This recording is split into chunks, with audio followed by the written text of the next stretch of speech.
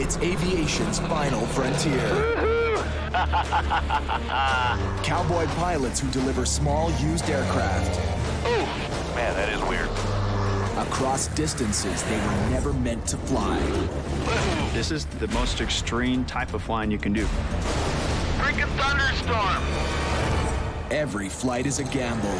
Everything is breaking on this plane. Patience. What a crock of and friendships. Dude, if we don't get back in 20 minutes, we're gonna get back coming. We're there. Are tested.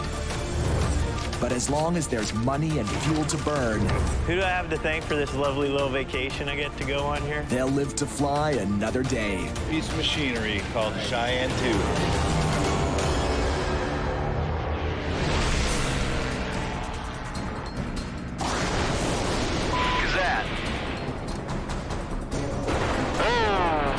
Good lightning bolt. I don't know, another one over there to the right. Stu, Sprung, and Kerry McCauley are caught in the teeth of a desert storm. Now there's kind of a real thin line in front of us. Like it completely crosses our path. An eye in front of us. Make sure we don't have any surprises. Until now, they've been lucky. 5 days ago, Stu and Kerry launched from Singapore in a 2008 Cirrus, a plane with its own backup chute. Aiming for Ohio, they crossed Thailand, India, and Pakistan. Nearly 5,600 kilometers, where the only severe turbulence was in Stu's stomach. I feel sorry for you, man, you know, dying up in here. But now, over the Middle East, they've been ambushed by weather.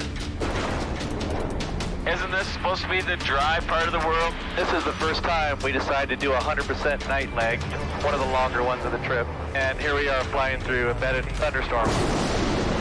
Got another one over there to the right. And right now, flying around this storm is not an option. We're right on the border of Iraq, and pretty sure they won't be super happy with us. A detour over Iraq could be more lethal than a thunderhead. Civilian planes have been targeted by missiles before. I think we might be lucky and have a little hole right in front of us. Yeah, it kind of seems that way. An opening appears in the wall of thunderheads, and they make for it. I'm liking this hole so far. So far, yeah. It's like threading a needle on a bumpy road in the dark. We can slide through this. Yeah, just get on the other side of this and we're gold. Your approach is approved. My frequency for a while. But as they come into land, they've got one more problem. Each other. Where are you going? Just giving the thing a chance to do its thing. Approach should be more like that. Stu's racked up hundreds of hours on Cirrus aircraft. Yeah, this place. So from the start of this trip, we'll give you the reins on this one, see how you do. They agreed Stu would be captain. Your nose down. Gear coming up. On their previous missions, Kerry's experience made him the heavyweight. Nose down, nose down, nose down, nose down. And this role reversal has been a struggle. Turn around, cancel the approach. We got all that. 1 second. 1 second. Let me just answer. We're talking. Around. Now, just seconds from landing, Kerry's turned into a backseat driver. You're not even close. I know. Stu trusts the autopilot to help bring them in. Ain't doing it. Kerry's a fly-by-hand guy who thinks autopilot is overrated. But a night landing at a strange airport is a bad time to start second-guessing. Giving up yet? Stay a little high. Got a long runway. It doesn't look that long. That's way long.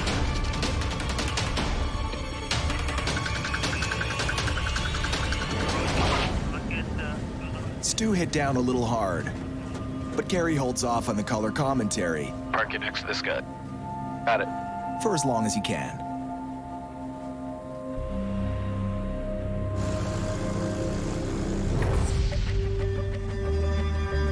Around the globe,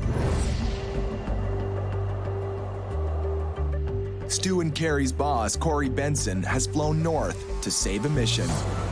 I didn't expect to be up here in Alaska right now, but we're out of time. We need to get this plane down there. This Piper Cheyenne is 32 years old and showing her age. So if anything could go wrong, it has gone wrong on this flight. You know, it breaks down every time we fly it. That's no exaggeration. Right off the bat, a mechanical problem drove the plane nose down. Yeah, the trim is a little funky. Yes, it is. Then it started spewing fuel. And it's coming into these drain holes in the bottom of the fuselage. Huge fire hazard. A busted heater nearly froze the pilots out of the cockpit. We got ice all over this windscreen and it sucks. After weeks of repairs, the first two pilots simply ran out of time and had to abandon the Cheyenne in Alaska. Now, Cory stepping in to rescue the flight. Well, the plane's checking out all right. Hopefully we're at the end of all the maintenance nightmares. With a plane as old and unreliable as this one, Cory trusts only one man in the captain's seat, veteran pilot Randy McGehee, who's been with Cory since day one. This flight's gonna be different than anything we've ever done before, especially this old avionics in here. I've never seen it before. What he can see is trouble. And the point is our workload is gonna spike compared to what we're normally doing. Just little things like talking on the radio and putting frequencies in and dialing in our navs. It's gonna be a lot more work than we're used to in the critical moments of flight. Are you nervous about the flight at all? I actually don't feel real good about it. I mean, as pilots, you know, you don't go, oh, I got a bad feeling, but this one's got me uneasy. I mean, it's honest, you know? For Randy to say that this is not like any other flight, I mean, he's got well over 10,000 hours of flying. That definitely makes you think twice about this flight. I just hope that that's the end of all the bullshit with this plane. We need to get through Russia and get it down to the Philippines. Don't count on it, bud.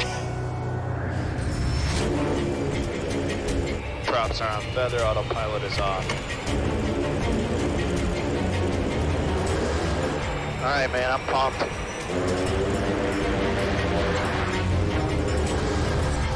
Since Cory took on this notorious hangar queen, it's averaged a breakdown every 800 kilometers, even backtracking for repairs.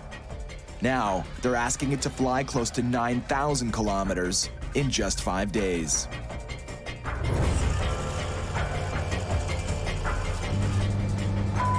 Dude, if we make it, it's gonna be a miracle.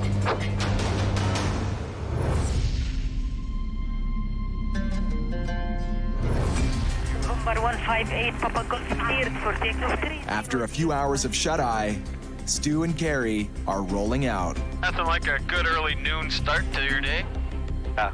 Well, we get to bed at 2 o'clock, and that's all we can do.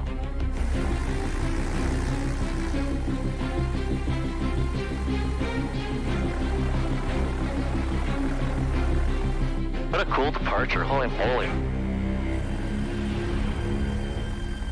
This is crazy. We're flying over this desert that's so full of history. I mean, there's been so many battles waged across this area. Kerry and Stu have their own ongoing battle over who's really in charge. Go that way, go that way. And now, when it's as simple as snapping a few pictures over the Arabian desert, Over the terrain. I'm going. Give me a second. Oh, you're not. Give me a second, dude. Give me a second. they can't even agree on how to sightsee. You're gonna miss it all. All right. Stop yelling at me. Now, close to the midpoint of their 20,000 kilometer journey, their route takes them across the Mediterranean into France. And a full-blown snowstorm. Going this way and it's coming at us fast. We can't outrun this thing. It's impossible. It's dumping snow outside, but luckily we're too high for anything to stick to the wings. Even now, the sparring match doesn't let up. Oh, see about getting some descent.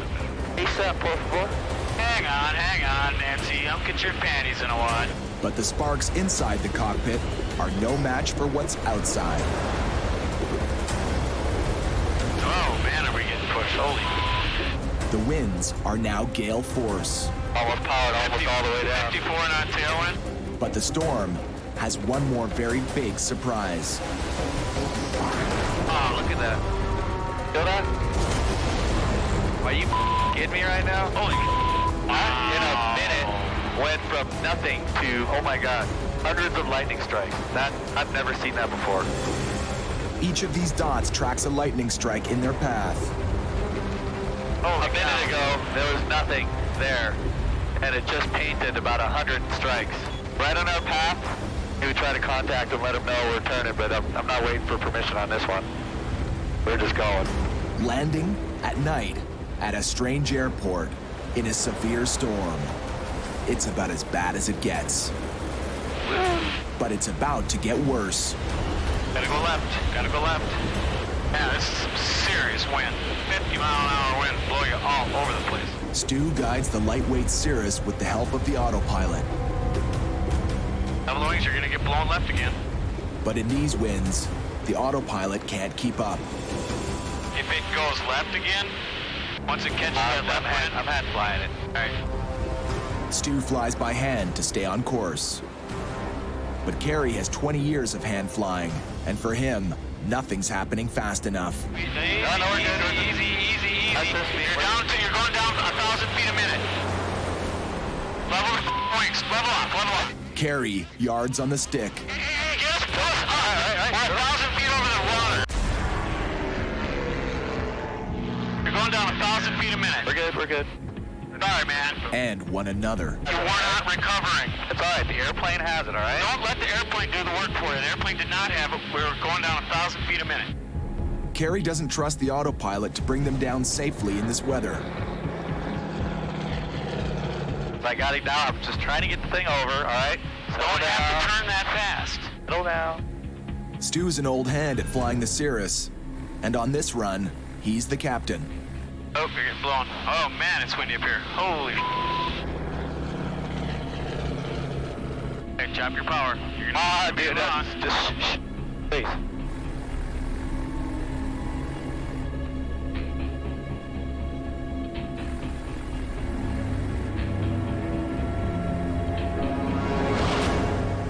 I'm scissor. Maybe it's his training as a firefighter, but under pressure and with his co-pilot barking at him, Stu keeps his cool. Pops up, thank you. I don't respond to yelling. I never have, I never will. We are in a life-threatening situation that demands 100% focus, and anything that's taken my focus away from that could kill us. But outside the cockpit, neither pilot is giving an inch. You know, when you grab the stick, which is the scariest feeling for me to have someone do, when you grabbed it, we were in a steep bank.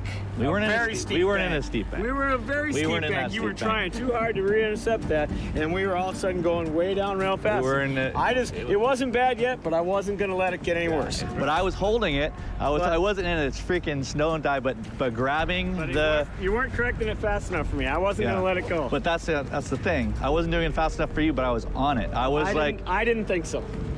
I didn't think so. It helps a little bit when I get some peace when I'm trying to land in 50-mile-an-hour crosswinds, but it's hard for me to focus on all the variables that I'm trying to do and have you yelling at me and saying stuff. It's like, oh God, just.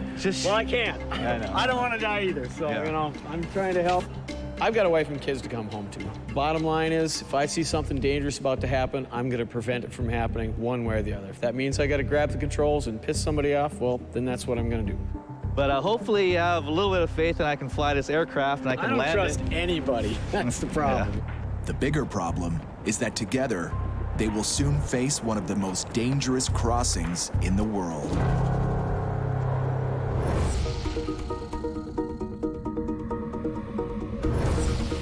Russia, here we come, man. But your best buddy, your best buddy at 22,000. Yeah, I'm glad you're here. It defies the odds that Cory and Randy are in the air at all. The geriatric Cheyenne, with its bad history of problems and repairs, has somehow carried them more than 3,000 kilometers from Alaska into Russia. Life is good. Chasing that sun. We have a heater The cockpit heater's helping combat the minus 40-degree temperatures outside. That wasn't always the case. We got things freezing up. We got nuts and bolts freezing up. On earlier flights, the Cheyenne revealed a low tolerance for the cold. We got a windshield that won't defrost. It's just one thing after another. But fixes to the cockpit and windshield heaters are holding up. And in sub-zero temperatures, that's critical. November 800 Echo Bravo, Houston, clear to land. We're gonna land 10800 Echo Bravo. Gonna be a skating rink.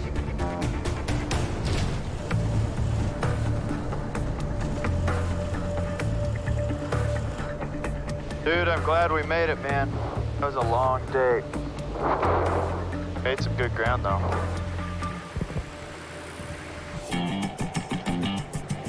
By morning, There she is, looking stout on the ramp. the temperature is pinned at minus 31 degrees. It's a little cold, Captain. Got awesome weather. It's gonna be a good day to fly if our airplane goes together. Yeah. If she starts. The problem-plagued Cheyenne needs a big thaw job. Oh, there's the heater truck. That's old school Russian right there. At this airport, there are no hangars and no de-icing fluid. I've never seen anything like this before. And this relic is the Soviet solution. I don't know, you think that's World War II era? And what this truck's gonna do is put heat on our engines to preheat the engines. Trying to get this plane warmed up so we can get her started. What do you think, Granny? Negative 30 right I now? don't know, my face hurts. I put one of the heaters inside the cabin. I mean, I think the engines are gonna start up fine. The avionics is what's got me worried. Well, we gotta go, and today's our day to do it. If we can make it out, we'll have our troubles behind us, I think. I hope. November 800 Echo Bravo, clear for takeoff. Have a good day. Let's take off the 800 Echo Bravo. All right, Cory, here we go. Let's get out of Magadan. Dude, it is cold, man. I never thought we were gonna get here, let alone get out of here, but it's time to go. Heater even putting that in the air, man. It's on. My feet are so cold they hurt, man.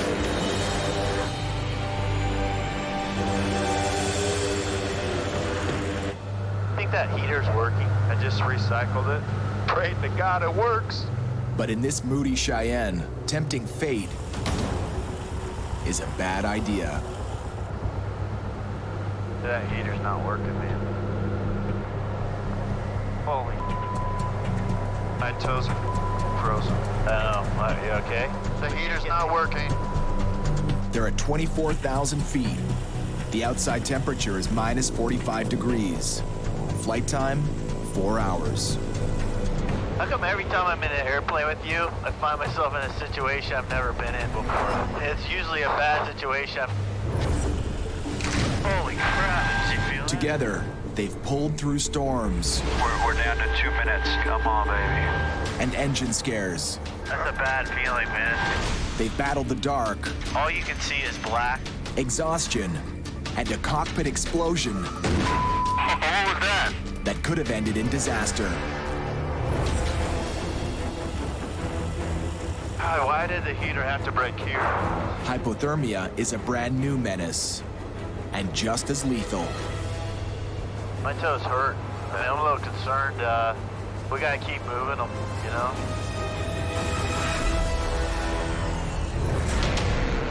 Stu Sprung and Kerry McCauley approach the northeast coast of Scotland.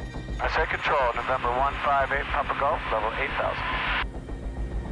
November 1. The last stop before launching across the North Atlantic. Flaps to zero. Flaps to zero. And the crowd goes wild. No applause. But the guy waiting for them at the hangar We're ready. Okay. has something more important. A critical weather forecast.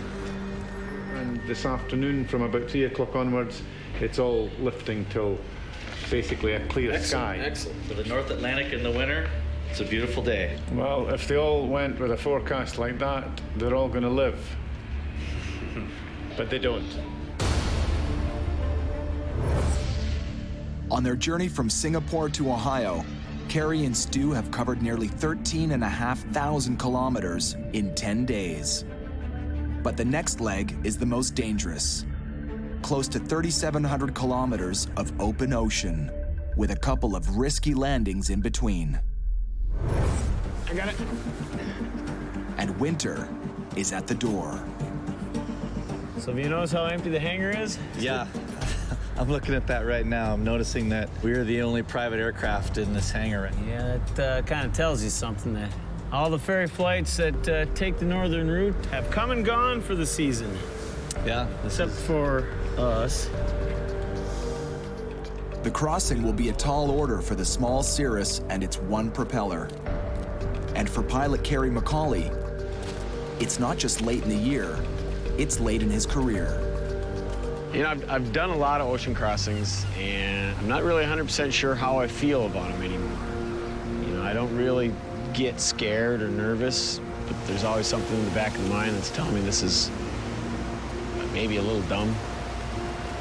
I haven't done a single-engine North Atlantic crossing in 12 years, and I kind of thought I'd retired from that. Here I am, facing the old girl again. This is the real deal.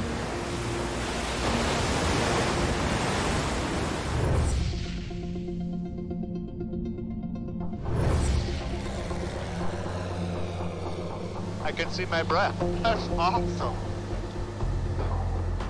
Over Russia, Cory and Randy may as well be flying a refrigerator. I don't know what it's gonna be, but when you pay me back, it's gonna be huge. Not big, huge. From the trip's start, the Cheyenne was dogged by an unreliable heater.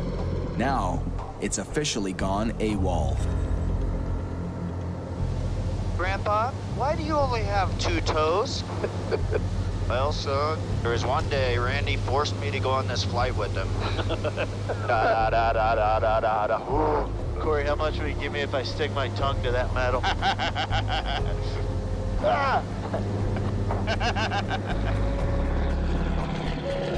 How much longer? 2 hours, 37 minutes, sir. But the laughs will only keep you warm for so long.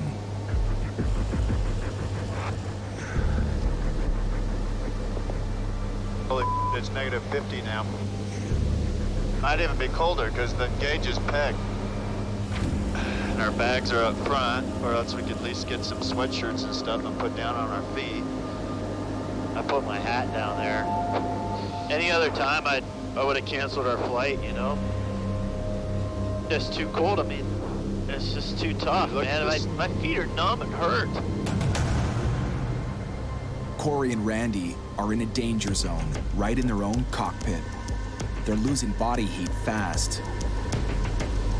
I'm gonna put another map down here. It's not high-grade insulation, but every bit helps. Maps actually work pretty good. Can we hand me another one? Here, one of our favorite places, a nice warm Australia. Hypothermia can rob a pilot of his judgment and reaction time. And Cory and Randy have 2 more hours of this. We have to be extremely careful that none of this stuff gets caught in the rudder pedals. I've been flying for 26 years. I've never heard of a situation like this. It started out kind of funny, and hey, this is really cold, and then it got really cold, and then it got serious. Yeah, it hurts to touch my feet. Holy.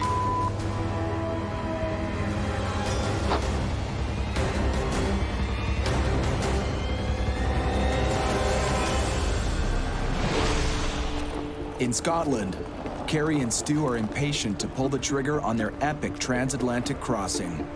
We gotta get a flight plan going too. What's our Take a look at some weather. Can we get one and get moving pretty quick? Wait, an hour? 5 minutes. 5 minutes. Don't take on a ferry flight if you've got a deadline to meet, because that's the real killer.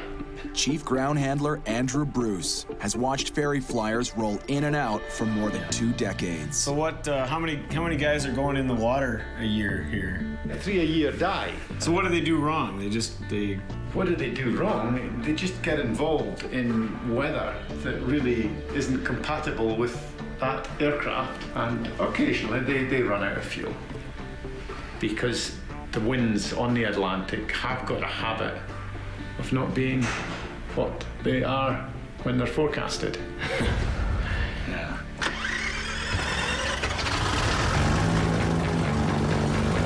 Yeah, I didn't think I'd be doing this again, but here we go. And before this trip is out, Hey, Papa Golf, grip pickup. they'll both be reminded just how unpredictable a North Atlantic winter can be.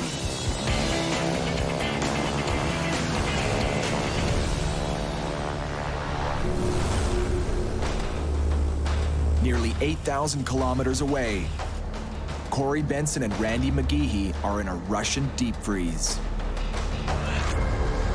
Good, my hands are so cold I can't move them. The Cheyenne's heater broke down more than 4 hours ago. My feet hurt so bad, and it's so hard to move right now. I'm a little worried about manipulating the controls on landing, you know? Thought go hit the brakes and your feet just wouldn't work. And as they close in on the airport, it's not just their bodies that are slowing down in the cold. See the airport? No. Be at 3 to 4 o'clock. Cory's confused left and right, pointing Randy in the wrong direction. 3, 4 I'm o'clock. sorry, dude. Man. November, Echo Bravo, are you ready to land? 800 Echo Bravo, we're ready to land, sir. I mean, the main difficulty on this approach right now is us, Cory. We're cold, we're distracted.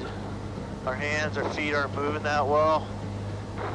I don't know if that's affecting our judgment or our thinking very much, but because I don't know that for sure, I assume that it is. So we gotta be extra careful, double, triple check everything.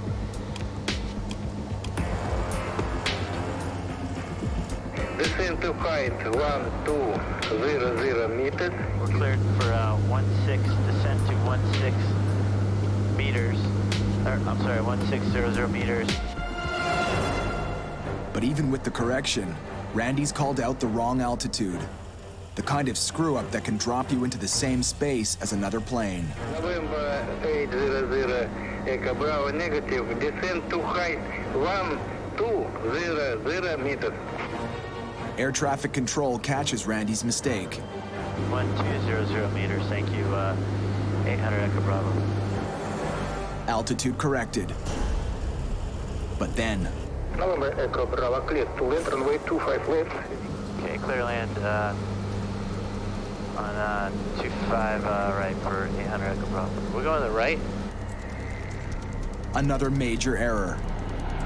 Thundering in at 200 kilometers an hour and 300 meters off the ground, Randy has mixed up his runways. Clear to land, runway 25 left. 25 left, 800 Echo Bravo.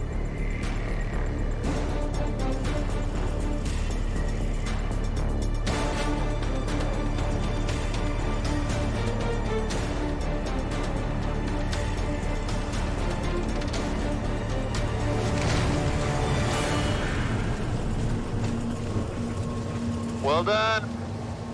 Last stop in Russia. Get it cold. Let's get the hell out of this cold. Let's go get some vodka. Glad we made it, man. Well done, dude. I'm just glad we made it this far. And we still got all our fingers and toes. Halfway around the world and even further north, the temperature is 45 degrees warmer. For Cory's pilots, Stu Sprung and Kerry McCauley. A little warmer than I was anticipating. We're 5 degrees above freezing. It's a little better. We have no icing problems just yet. Boy, that tailwind is really nice right now. This leg is a bunt.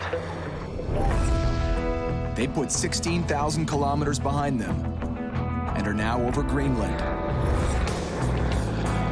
It's low-stress flying, and the sometimes testy mood in the cockpit is downright neighborly. Everybody good? Everybody happy? Super happy. 158 Papa Golf, go ahead.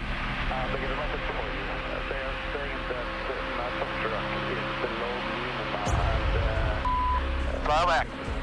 Throttle back right now. About 30 minutes from landing, fog has shut the airport. 8 Papa Golf, roger. And that's why you save all the gas you can. This is a killer. This is exactly what we did not need today. We're way past the point of no return. Yeah, we're physically over Greenland right now, so there's no turning back. Exactly the sort of thing I hate. In Greenland, the weather changes really quick. Big old front moves in or something and shuts the airport down. What's our alternate, nuke? Maybe, if we can reach anything. It's a problem, the alternates are just not close enough. They scramble to see if the weather's better at another airport, and if they have the gas to get there. NARSARSUAQ radio, thunderstorm radio. November 158 Papa Golf. They've lost radio contact. How do we lose them? We're getting closer to land or over land. Now in a real emergency, their survival depends on fast thinking and tight teamwork. While Kerry works the radio, Stu grabs the satellite phone. Hello, this is Stu, the pilot's from November 158 Papa Golf. Can you hear me? Hello? Yes, I'm sorry, I'm on the satellite phone and it's really loud. Can you hear me?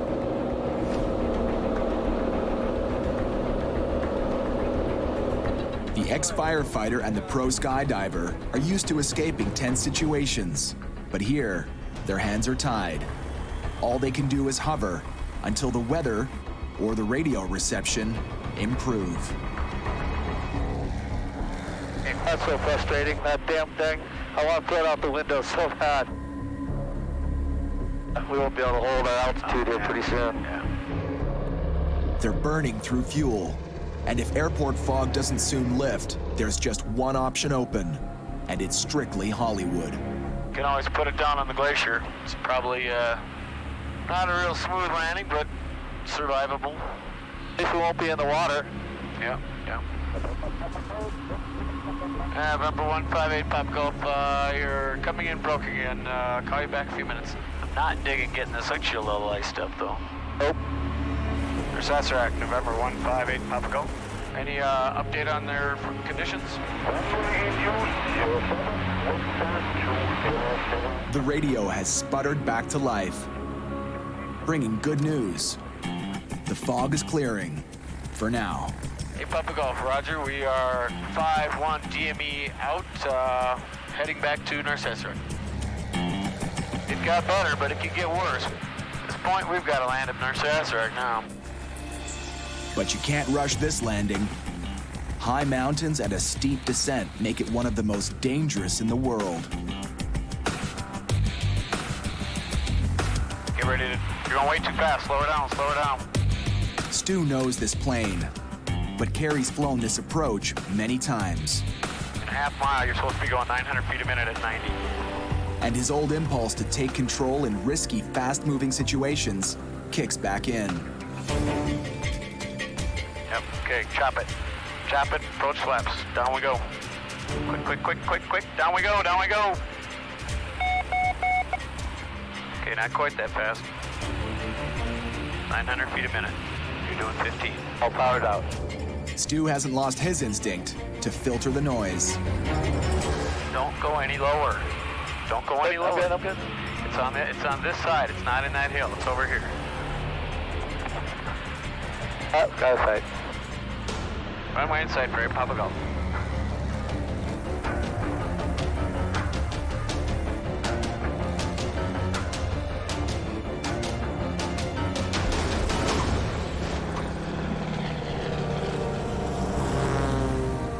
Stu aced the landing, but there's no time for high fives. It's like we're lucky we got in when we did. Yeah. Just coming down again. Yeah, it's like we got a little flurry. Before the weather boxes them in, they score a fast refuel and lift off again, this time bound for North America.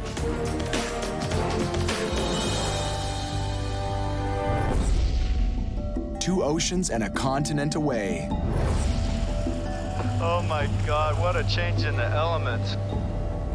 Cory and Randy have traveled from hypothermia to heat exhaustion. Going from negative 50 degrees to sweating like crazy. From sitting in the fetal position, worried my toes are gonna fall off, to sitting here, can't stop sweating. Dude, we're almost there. This has been a bear of a trip.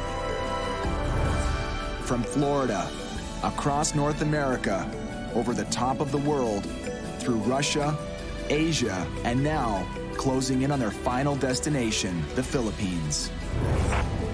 Capitan, I can't imagine doing this flight without you, bro. Thanks, man, I appreciate that. I have a feeling you'd be going to my funeral. Seriously, it's a tough flight, man. A laundry list of serious mechanical problems means they're rolling in 6 weeks late.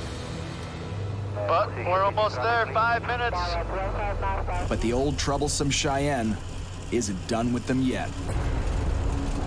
That exhaust pipe is rattling crazy. Rattling? Vibrating. The worry? That the right engine is about to bite the dust. The one thing we haven't had problems with is the engines till now, and we're on approach. Gotta get this plane on the ground, man. Come on, baby. Couple more minutes. They cross their fingers and make for the runway. We're not going around. Okay. Clear to land 06. Clear to land 06 for 800 Echo Bravo. 150 feet. All right, get right down. Good. Clear to land. November 800 Echo Bravo, left Echo 4, taxi Charlie. The ground, good afternoon, Cebu, head up for 13. We're in Manila. I never thought we'd get here. By 995. Dude, I thought we were gonna lose that right engine on approach. I don't even want to talk about it.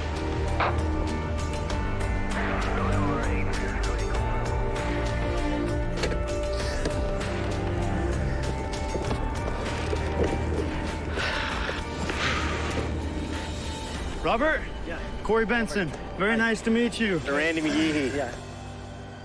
The new owner sent his personal pilot for the pickup. Yeah. We had some challenges, you know, and there's a few issues on the plane, but we've got a list. We'll go over it with you, but we're glad we're here, finally. This flight is probably the most dangerous and challenging flight out of all the ones that we've done. I'm ready to hand the keys over on this one. I'm done. More than 12,000 kilometers away. Oh, this is some rugged land.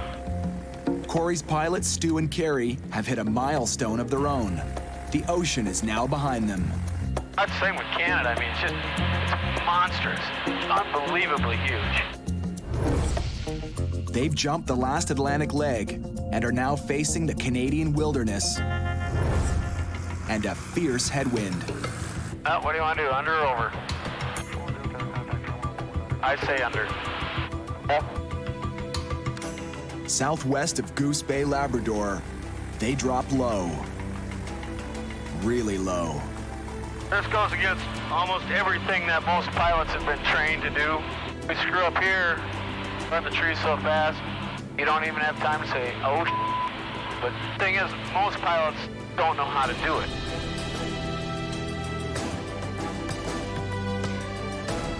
Avoiding bad weather by skimming beneath it is called scud running.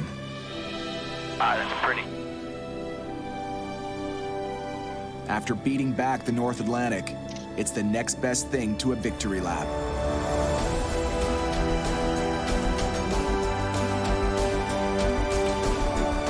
Oh, look at that.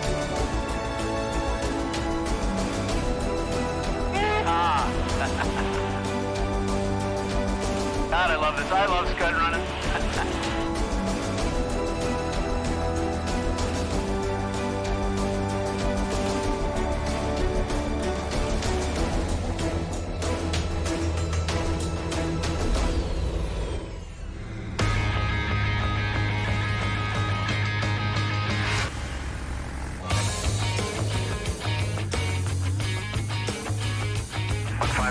Gulf winds are calm, clear to land. At the end of 20,000 kilometers, Stu and Kerry are guiding the Cirrus to its new Ohio home. The line 24 left, 8 Papa Golf. And some things never change. Hey, yep, better start your turn. Don't blow through it. Start your turn. 2 degrees. That good? That's pretty good.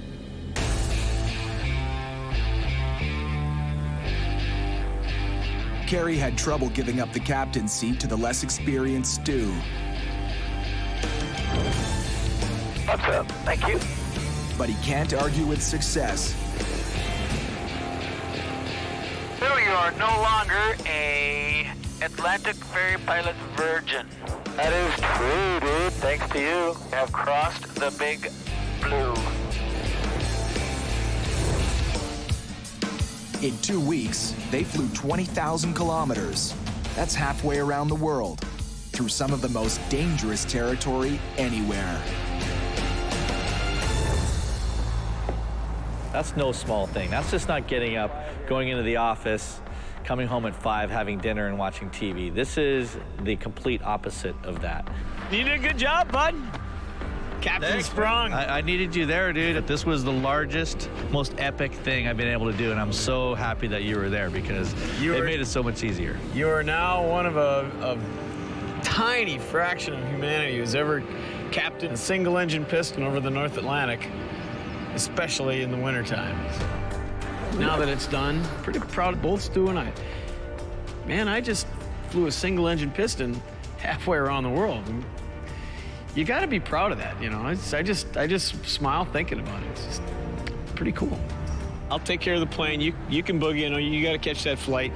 In the plane delivery business, a trip's end Thanks, man. No problem. Awesome trip. Time. is just an excuse to start the next adventure.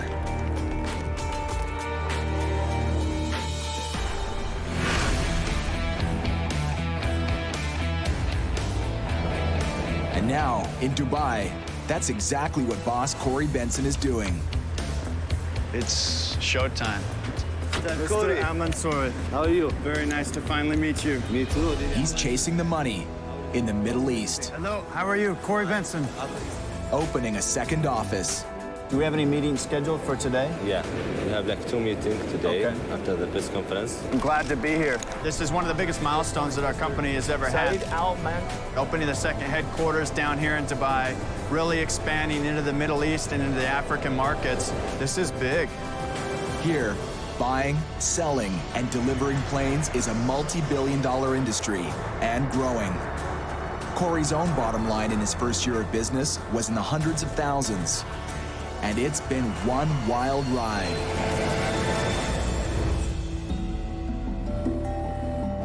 I've seen so many amazing countries. I've met so many amazing people around the world. Congratulations. Congratulations. And I've flown so many different types of airplanes. And riding out a lot of the tough stuff with a seasoned pro never hurts. You rocked on that approach. My pilot skills have increased tremendously, and I attribute a lot of that to flying with Randy. It's been an incredible experience to fly with him and watch and learn.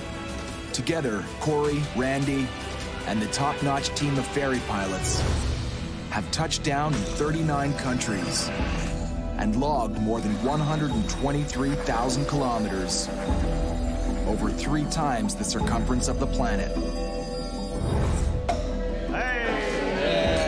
And Cory's already planning the next leg of his own epic journey. We're doing the craziest flights you can possibly imagine, and we've got some crazy guys to do it.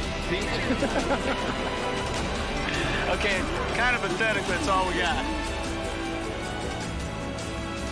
For a guy who risked everything on this gamble, the payback is sweet. There's nothing cooler than what I do.